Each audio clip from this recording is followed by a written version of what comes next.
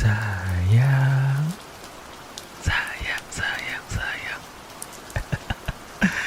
Sayang, sayang, sayang, sayang, sayang, sayang, sayang, sayang, sayang. Hai, hai, hai, hai. Em, Malam ini aku kasih kamu dongeng lagi, mau nggak? Mau ya? Kamu nggak boleh nolak.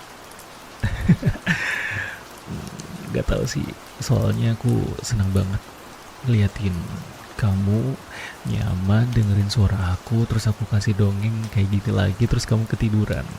Soalnya aku bisa ngeliatin muka tidur kamu tuh kayak lucu banget. Iya, apa ya? Aku tuh gemes banget sama muka bantal kamu itu loh. Iya, pengen aku cubit rasanya. Gemes banget soalnya. Aku tuh gemes banget sama kamu. Astaga. Aku aku kalau misalkan gigit kamu boleh nggak? Shh, jangan keras-keras.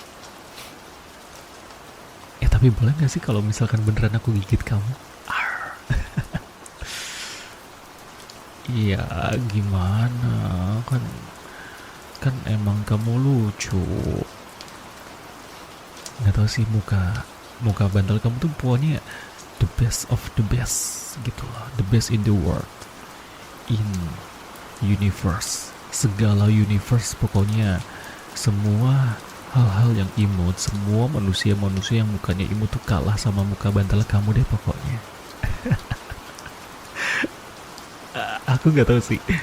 Itu sebenarnya pujian. Kamu tuh beneran imut, tapi kalau kalimatnya pakai kata muka bantal tuh kayak ejekan ya.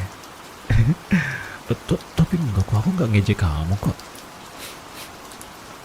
Enggak. Aku nggak ngejek kamu. Serius, sumpah. Aku tuh gemas banget sama kamu tuh. Kalau misalkan aku beruang, kamu mau nggak jadi ikan tunanya? Enggak ya, enggak ya. Itu jatuhnya psycho nggak sih? Bukan so sweet. Iya, iya mungkin itu nadanya sih nada-nada gombalan sih. Tapi kalau dipikir secara logika coba deh. Kamu tahu kan hewan beruang tuh? Hewan beruang tuh salah satu hewan yang paling brutal, tau nggak? Iya, serius. Yang aku tahu sih ada paus sama beruang ya. Oh sama ini apa sih namanya tuh yang kayak anjing liar gitu? Hyena, hyena, ya gitulah. Kalau paus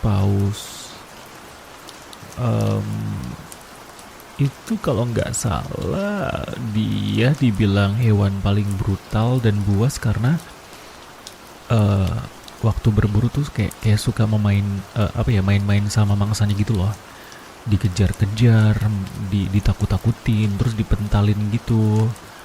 Ya, pokoknya gitu deh. Mungkin kalau kamu suka kapan-kapan aku bisa ya dongengin soal ikan paus ini. Iya, lebih ganas daripada ikan hiu tahu. Serius. Ih, mana ada sih aku bohong. Gak ada aku bohong sama kamu. Ini edukasi loh. Ya pokoknya gitu deh, ikan paus. Terus hyena, kalau hyena sih memang suka bergerombol ya, terus dicabik-cabik gitu deh. Pokoknya serem. Nah, masalahnya beruang juga sama. Beruang kalau misalkan lagi apa ya, berburu ikan gitu, em, ikannya itu nggak langsung dimakan sama dia, tapi kayak dikulitin gitu, terus dipatahi, bukan dipatah, dibagi dua gitu-gitu. Kalau ikan dibagi dua kan masih ada gerakan gitu kan, masih hidup lah, intinya kayak gitu. Nah itu serem sih, dikulitin dulu, dibagi dua dulu, dibelah dulu, dijadiin kiko ya. Ya pokoknya gitu deh, serem. Tadi ngomongin apa sih, kenapa tiba-tiba jadi ngomongin beruang deh? Tadi kita ngomongin apa? Serius aku lupa. Kok tiba-tiba ngomongin beruang, ngomongin paus? Eh, oh iya iya iya iya iya iya. Lagi gombal. Maaf maaf maaf. Maaf. Ya lupa. Orang udah ngantuk. Tapi aku pantang tidur sebelum sayang aku ini tidur. Sebelum sayang aku ini tidur pulas pokoknya. Ya pokoknya gitu deh. Intinya kamu makhluk paling lucu di dunia yang pernah ada di segala universe dan di segala semesta gitu. Titik. Ya. Ya udah makanya ini aku mau bacain cerita lagi, mau kan? Mau ya. Kamu tidur lagi kayak tadi malam juga nggak apa-apa. Kayak kemarin ya, kemarin malam sih. Ya tadi malam lah hitungannya lah. Pokoknya gitu deh. Intinya aku mau dengar. Intinya aku mau kasih kamu dongeng. Udah, nggak usah bawel, nggak usah banyak ngomong. Ya diem tuh mulut. Udah. Aku mau kasih kamu dongeng terus kamu tidur ya. Soalnya aku pengen ngeliatin muka bantal kamu lagi. Boleh ya? Ya udah. Kenapa? Oh, kecup, boleh. Ini aku baru mau bilang ini. Sebelum aku bacain dongeng, kecup dulu boleh kali gitu. Boleh ya? Iya, di tempat biasa kok. Kening, pipi kanan kiri sama bibir. Sini. Pipinya. Terus yang tengah.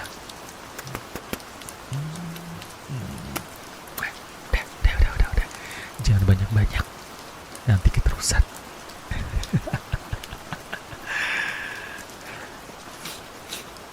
Oke. Kita mulai ya ceritanya. Ini aku udah cari di ChatGPT kok. Soalnya aku udah antisipasi. Tapi balik lagi ya, aku nggak tahu di ceritanya bakal nyambung atau enggak, atau aneh atau enggak. Ya, lanjut ya. Ini aku searchnya itu tentang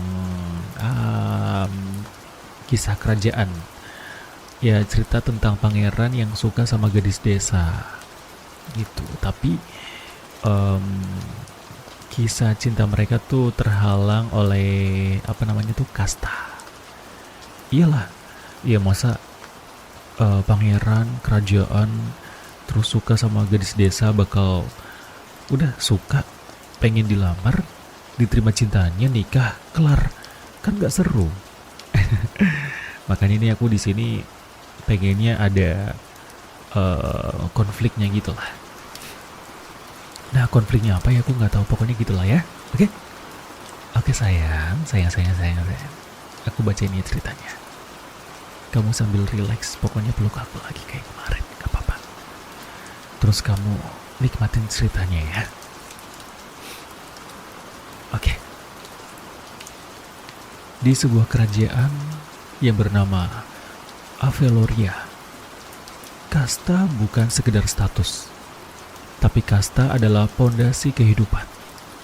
Sejak lahir, setiap orang sudah memiliki tempatnya masing-masing. Bangsawan berada di atas, rakyat jelata berada di bawah, dan garis di antara keduanya tidak boleh dilanggar. Bukan karena tidak mungkin, tapi karena konsekuensinya terlalu besar. Istana berdiri megah di pusat kerajaan, menjulang di atas kota seperti simbol kekuasaan yang tidak tergoyahkan. Dindingnya tinggi, gerbangnya juga dijaga ketat. Dan di dalamnya, kehidupan berjalan dengan aturan yang begitu rinci hingga hampir tidak menyisakan ruang untuk kebebasan. Ketat banget ya. Dan di sanalah Pangeran Kelion dibesarkan. Sejak kecil, dia tidak diajarkan bagaimana bermimpi, tapi melainkan bagaimana memenuhi harapan. Setiap harinya diisi dengan pelajaran strategi perang, dengan politik, etika kerajaan, hingga cara berjalan dan bicara di depan publik. Bahkan senyum pun dilatih agar terlihat tepat. Wah, kalau aku jadi pangeran sih males ya, meskipun kaya raya gitu. Namun tidak pernah sekalipun dia diajarkan bagaimana menjalani kehidupan yang benar-benar dia inginkan. Nah, ibunya meninggal saat dia masih kecil, meninggalkan kekosongan yang tidak pernah benar-benar terisi. Ayahnya, sang raja, mencintainya dengan caranya sendiri, yaitu dengan cara tegas, disiplin, dan tanpa kompromi. Seorang raja tidak boleh ragu, adalah kalimat yang paling sering dia dengar. Dan Pangeran Kaelion tumbuh menjadi seorang yang tidak pernah diizinkan untuk ragu. Tahun demi tahun berlalu, Kaelion tumbuh menjadi pangeran yang sempurna di mata kerajaan. Cerdas, tenang, dan patuh. Tapi di balik itu semua, ada sesuatu yang perlahan mati, yaitu perasaannya. Hingga suatu hari, di usia 23 tahun, dia melakukan sesuatu yang belum pernah dia lakukan sebelumnya. Coba tebak apa? Kamu pernah dengarkan kalimat, larangan adalah perintah. Nah, untuk pertama kalinya, dia melanggar peraturan. Ya, dengan bantuan pengawalnya yang paling setia, Lysander, Kaelion menyelinap keluar istana pada malam hari. Tanpa pakaian kerajaan, tanpa simbol kebangsawanan, ya pokoknya hanya seorang pria biasa yang ingin melihat dunia luar selama dia... gimana sih kalimatnya? Hanya seorang pria biasa yang ingin melihat dunia di luar tembok batu yang selama ini mengurungnya. Nah, itu dia.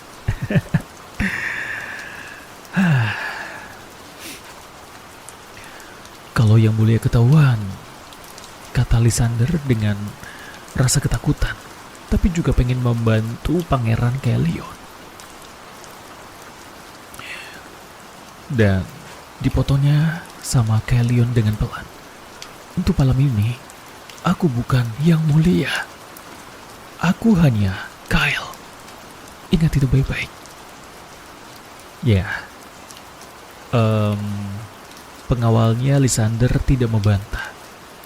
Dia hanya menghela nafas dan mengikutinya. Dan malam itu mereka menuju desa Lita. Desa yang bernama Lita ya. Bukan desanya Lita, bukan. Nah, kebetulan di desa Lita itu festival panen sedang berlangsung. Lampu-lampu lentera menggantung di setiap sudut. Musik sederhana dimainkan oleh para penduduk. Dan tawa memenuhi udara. Tidak ada kemewahan seperti di istana, tapi ada sesuatu yang jauh lebih hidup. Kaelion berdiri di tengah keramaian dan terpaku. Kaelion melihat orang-orang yang tersenyum tanpa beban. Mereka tertawa tanpa takut dinilai. Dan untuk pertama kalinya, Kaelion merasa iri.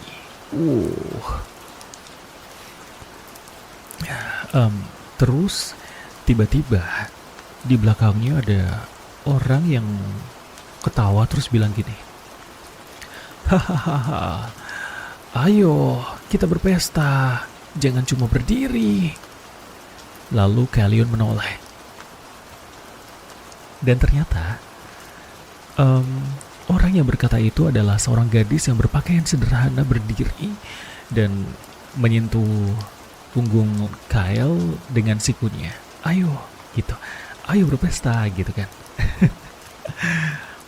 Dan ya, gadis itu ya rambutnya memang sedikit berantakan ya, pipinya kotor, tapi matanya penuh dengan kehidupan, memancarkan cahaya, gitu. Kalau kamu mau lihat, ayo ikut aku. Lanjut gadis itu dengan santai. Terus Kael bilang, maaf. Nah, terus gadis itu bilang lagi, kamu kelihatannya kayak orang hilang ya. Kaelion tertawa kecil dan refleks, kayak apa ya? Mungkin aku memang hilang gitu. kayak iya gue memang hilang sih gitu.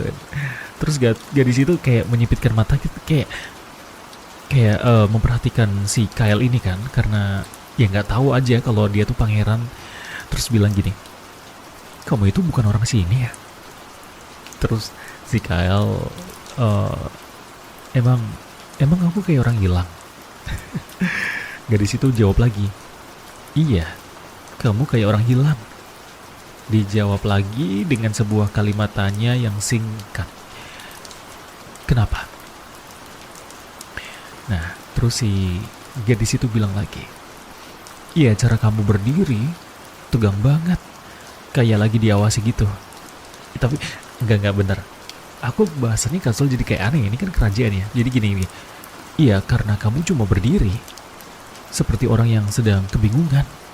Seakan-akan kamu sedang diawasi. Nah, itu tuh kayaknya lebih oke ya. Oke, lanjut lagi. Dan Kaelion cuma terdiam. Tidak lama kemudian, gadis itu mengulurkan tangannya. Aku Airin. Kaelion ragu sejenak. Tapi ya, akhirnya Kyle mengulurkan tangannya juga dan mereka berjabat tangan. Kyle. Aku Kyle, bukan Kaelion. Hanya Kyle. Dan malam itu menjadi awal dari sesuatu yang tidak pernah Kaelion rencanakan. Ya, dan akhirnya ya mereka berdua kan kenalan. Tapi satu malam itu Kyle menghabiskan waktu bersama gadis itu untuk berjalan-jalan, menikmati suasana pesta. Dan ya, pestanya selesai, gadis itu balik ke rumahnya, Kyle juga balik lagi ke kerajaan dengan mengendap-endap. Nah, di suatu malam, Kyle balik lagi ke desa Lita. Lalu bertemu dengan gadis itu dan ya cerita-cerita random gitulah. Dan dari situ Kyle mulai merasa tertarik, jauh lebih tertarik dari sebelumnya. Ya, tertarik sama si gadis itu. Siapa tadi namanya? Arin. Sama Arin, sama desa Lita, dan ya pokoknya penduduk sekitar lah. Ternyata banyak ya hal-hal yang selama ini tuh Kaelion nggak tahu gitu. Pokoknya sekali ke desa, terus 2 kali ke desa, dan berkali-kali pokoknya dan seterusnya lah. Ya nggak ketahuan karena Kaelion ini dibantukan sama pengawalnya dan kebetulan mereka juga punya kayak apa sih, jalur khusus mereka gitulah. Ya cuma mereka yang tahu gitu dan ya nggak ketahuan. Ya pokoknya gitu deh. Dengan berbagai alasan, inspeksi wilayah, berburu, atau mungkin sekedar ingin jalan-jalan ya. Ya kadang Kaelion tuh kayak menyelinap malam-malam, tapi kadang juga tetap ke desa. Tapi sebagai pangeran ya dengan alasan tadi tuh, inspeksi, berburu, dan lain-lain sebagainya lah. Ya dengan alasan-alasan itu ya, sebenarnya Kaelion ini ya cuma pengen ngelihat si Arin ya, maaf. Cuma pengen ngelihat si Arin gitu. Arin berbeda dari siapapun yang pernah dia temui. Pokoknya anjir nih gadis ini nih kayaknya beda deh gitu. Dan ya, dia suka sama Arin karena ya dia bicara tuh apa adanya. Dia ketawa tanpa menahan diri. Dia juga gak peduli sama status, gelar, atau apapun itulah ya. Terus di satu waktu Arin sama Kaelion lagi ngobrol ya di tepi sungai. Mereka lagi menikmati waktu gitulah ya. Arin bilang, kamu aneh. katanya gitu, kamu aneh gitu kan. Ih, tiba-tiba kamu aneh gitu. Tapi ya, Kaelion bertanya-tanya kan, kenapa? Terus Arin jawab, kamu tahu banyak hal, tapi kamu nggak tahu cara hidup santai. Nah, terus Kyle jawab, itu bukan sesuatu yang diajarkan padaku. Arin dengan mengangguk dan gitu ya, seakan-akan dia mengerti gitu ya. Terus dia malah bilang, kasihan ya. Terus Kyle malah tersenyum tipis. Aku malah tidak merasakan kasihan sebelumnya. Terus si Kyle menatap Arin dengan tatapan yang penuh makna. Tapi sekarang aku mulai sadar. Mungkin aku kehilangan banyak hal. Ya, tiba-tiba suasananya tuh jadi serius. Dan ya, ini aku nggak tahu ya, si Arin ini udah tahu kalau si Kyle ini pangeran atau bukan sih ya. Tapi udahlah ya, aku coba bacain ceritanya lagi ya. Hari-hari mereka dipenuhi dengan hal-hal yang sederhana, seperti berjalan di ladang gandum waktu senja, membantu warga desa memperbaiki pagar, dan berbagi cerita di bawah langit penuh bintang. Oh, di malam hari ini berarti ya. Ih, berdua ini. Tapi si siapa sih tadi namanya, si pengawalnya tuh aku lupa lagi. Itu nggak ikut tuh, cuma berdua doang nih. Waduh, bahaya nih berdua malam-malam ini mah. Oke, dan lanjut lagi. Pokoknya gitulah. Arin dan Kyle udah mulai sering ketemu dan mereka menghabiskan waktu bersama. Dan di satu waktu, Arin bercerita tentang mimpinya. Dia pengen ngelihat dunia di luar desa, pengen buka toko kecil sendiri, dan pengen hidup tanpa takut kekurangan. Kyle mendengarkan ceritanya sambil menatap Arin. Dan untuk pertama kalinya dia mulai membayangkan masa depan yang tidak ditentukan oleh orang lain. Namun di balik itu semua, ada satu hal yang terus menghantuinya, yaitu kebenaran. Dia tahu, cepat atau lambat, Arin akan tahu siapa dirinya sebenarnya. Oh, berarti Arin ini belum tahu kalau si Kyle ini pangeran. Ya. Berarti Kyle masih menyembunyikan jati dirinya nih. Oke, keren. Ceritanya bagus ya. Oke, lanjut lagi. Dan saat itu terjadi, semuanya akan berubah. Perubahan itu datang lebih cepat dari yang diharapkan. Suatu pagi, kereta kerajaan datang ke desa Lita. Para prajurit berbaris, penduduk pun berkumpul. Nah, ini dia, keren nih. Baru aku bilang ya kan. Tapi ini dia. Arin berdiri di antara mereka, penasaran. Dan ketika pintu kereta terbuka, si Arin bengong.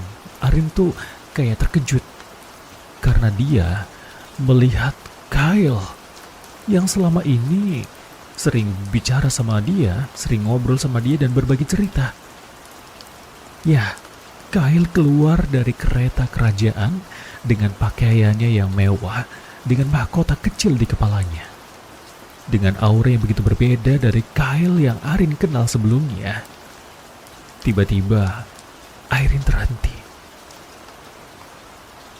Semua kenangan mereka berputar di kepalanya. Dan tiba-tiba terasa seperti sebuah kebohongan. Wah, sedih banget. Dan malam itu mereka bertemu di tempat biasa, di tepi sungai. Tapi tidak ada lagi kehangatan. Karena waktu Arin dan Kyle, mereka berdua itu kayak canggung.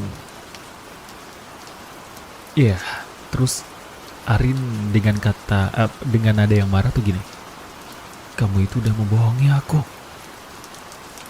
Kalian menunduk dan bilang dengan nada bersalah,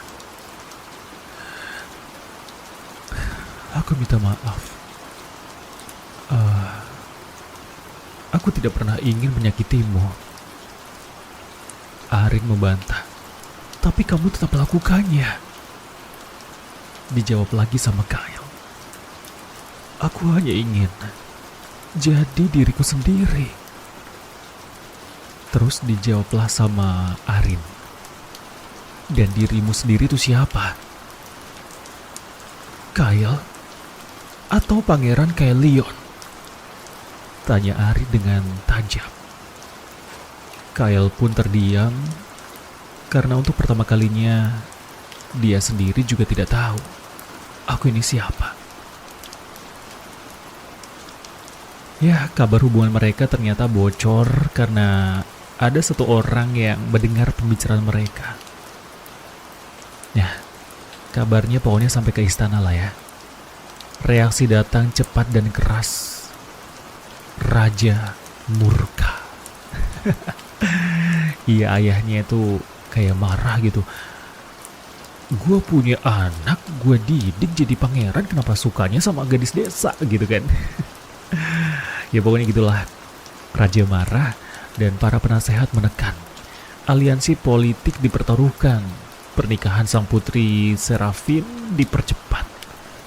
Oh, berarti Kaelion ini udah dijodohin sama raja. Oke, iya maaf ya, aku juga kan belum baca ceritanya. Oke. Ini bukan pilihan. Ini adalah kewajibanmu, kata sang raja. Nah, Kaelion pun menjawab, tidak ayah, aku tidak ingin menikahi putri Serafin. Kalau memang itu kewajiban, dan kalau kewajiban berarti mengorbankan hidupku sendiri, maka mungkin aturan itu yang salah. Saat itu tiba-tiba ruangan menjadi sunyi. Dan itu adalah awal dari konflik yang besar. Hari-hari berikutnya dipenuhi dengan tekanan. Kaelion dijaga lebih ketat dari biasanya. Aksesnya pun dibatasi. Setiap langkahnya diawasi. Sementara itu, Arin mencoba melanjutkan hidupnya. Ya, tapi tidak mudah. Karena ternyata gosipnya sudah menyebar di seluruh desa. Beberapa orang menghindarinya, beberapa orang juga menyalahkannya dan mengusiknya. Bahkan ada beberapa kata yang dilontarkan ke Arin dengan nada yang tidak enak. Dia pikir siapa mendekati pangeran. Dia pikir bisa menjadi seorang putri. Ya, kalimat-kalimat meremehkan. Tapi ya Arin tidak membalas. Ya, dia merasa sedih, terluka, tapi tidak bisa melakukan apa-apa. Dan di tengah semua itu, satu hal berubah. Kaelion yang tadinya penurut dan mematuhi segala aturan, tapi karena dia sudah menemukan sesuatu yang menurutnya itu jauh lebih penting dan bisa membuatnya merasa lebih hidup. Kaelion tidak lagi diam. Dia mulai berbicara dengan ayahnya, dengan para penasehat, bahkan dengan rakyat-rakyatnya. Dia tetap mempertahankan sistem kasta yang selama ini dianggap mutlak, tapi juga mempertanyakan kepada semuanya. Ya, pokoknya di sini ada konflik lah ya, konflik di dalam sebuah kerajaan, tapi di sini sih nggak dijelasin sih. Tapi ya kalau dijelasin juga bakal panjang sih ya. Ini bakal jadi movie sih. Kalau misalkan jadi movie mah aku ceritanya 1,5 jam ya. Ya pokoknya gitu deh. Dengan segala hiruk pikuk, konflik dan alur cerita yang tidak baik-baik saja, dengan segala perjuangan dan jerih payah pangeran untuk mendapatkan cinta Arin, Arin juga mendapatkan dukungan, kayak persetujuan dari sang ayah dan pihak-pihak kerajaan. Akhirnya perlahan-lahan dukungan muncul. Ya, nggak semuanya, tapi cukup. Ya, kamu tahu kan, selalu ada pro dan kontra. Itulah kehidupan. Nah, tadi aku sempat nyebutkan ada yang namanya Putri Serafin. Nah ternyata ayahnya memang jauh lebih kuat. Dia, ya mau gimana pun ayahnya tetaplah seorang raja. Dan mau gak mau kan seisi istana tetap menurutin sang raja kan. Jadi ya gitulah. Karena Kaelion, Pangeran Kaelion ini sudah dijodohkan sama Putri Serafin, tibalah hari pernikahan. Agak terlalu cepet ya, tapi gitulah. Tibalah hari pernikahan. Istana penuh dengan tamu dan segala sesuatu sudah dipersiapkan. Kaelion berdiri di altar, Putri Serafin berdiri di sampingnya. Semuanya sudah menunggu. Tapi saat Kaelion melangkah maju, yang harusnya mengucapkan janji, tapi enggak. Kaelion gak mengucapkan janji. Dia malah dengan lantang berbicara gini.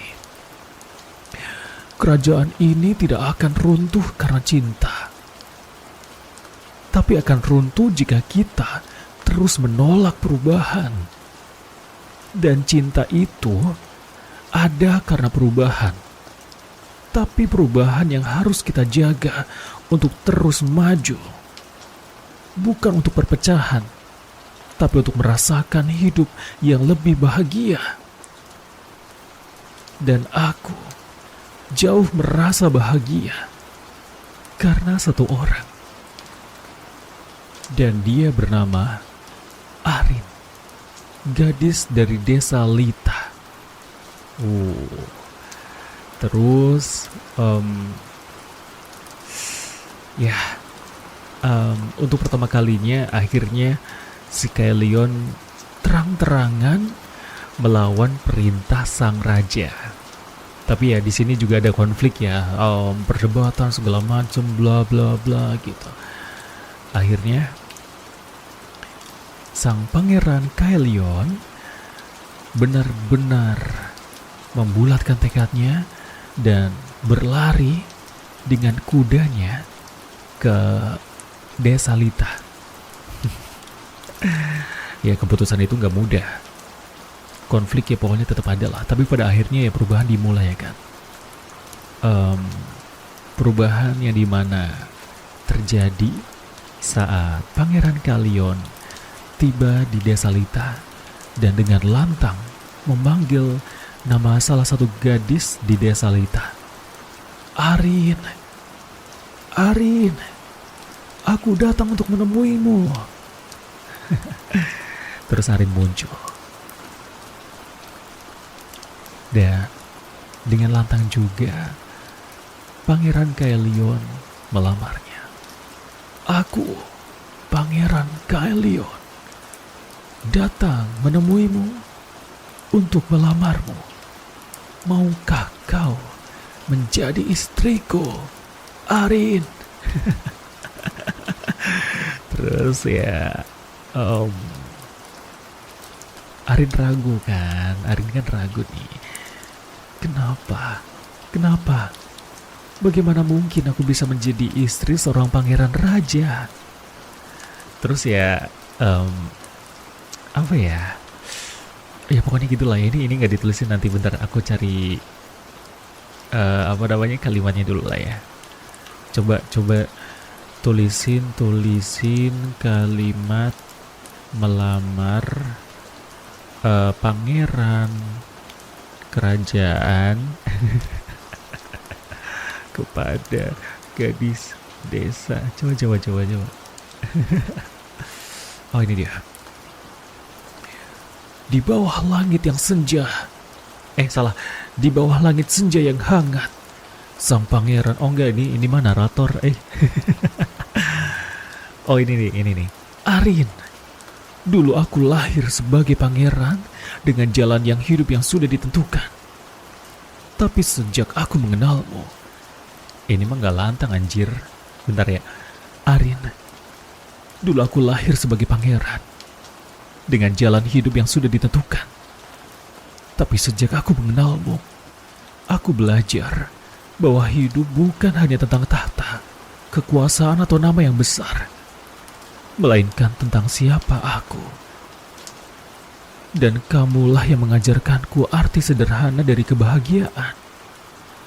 Tawa tanpa beban, kejujuran tanpa topeng, dan cinta tanpa syarat. Aku tidak bisa menjanjikan dunia yang selalu mudah.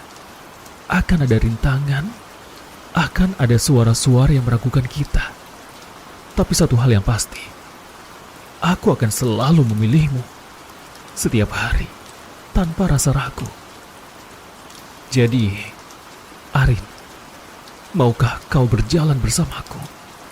Bukan sebagai gadis desa dan pangeran kerajaan, tapi sebagai dua orang yang saling mencintai. Maukah kau menjadi pendamping hidupku? Sekarang, besok, dan selamanya. Ih, romantis. Dan ya, singkat cerita, mereka menikah lah ya. Pokoknya gitu, dan akhirnya Pangeran Kaelin dan gadis desa Arin menikah. Hukum kasta dilonggarkan, tidak dihapus sepenuhnya, tapi cukup untuk membuka jalan. Beberapa bulan kemudian, Kaelion kembali ke desa Lita, bukan sebagai penyamar, bukan juga sebagai pelarian, tapi sebagai dirinya sendiri. Dan karena Pangeran Kaelion sudah belajar tentang arti kehidupan, sederhananya kehidupan, dan rasa cinta. Itulah yang membuat mereka hidup bahagia bersama. Dan tentu saja, pada ujungnya masyarakat pun mendukung karena tahu kalau akhirnya mereka mempunyai calon raja yang bisa menghargai para rakyatnya. Sang raja pun luluh karena mengingatkan kisah asmaranya dengan istrinya yang sudah tiada. Dan mengingatkan janji sang raja kepada istrinya, yaitu ibu Pangeran Kaelion, kalau dia harus selalu menjaga dan membesarkan anaknya dengan kasih sayang. Dan itulah cerita Pangeran Kaelion, kisah asmara pangeran kerajaan dan gadis desa. Ya, ini kalau jadi film keren sih, tapi ya gitulah ya. Maaf ya kalau misalkan ceritanya agak aneh. Ya aku juga nggak tahu sih ini ceritanya. Aku langsung baca aja gitu. Tapi ya, semoga ini bisa nemenin kamu tidur ya. Yaudah, kalau gitu sekarang kamu bobo ya. Semoga cerita ini bisa bikin tidur kamu tuh jauh lebih nyenyak. Oke sayang. Selamat bobo ya. Ibida.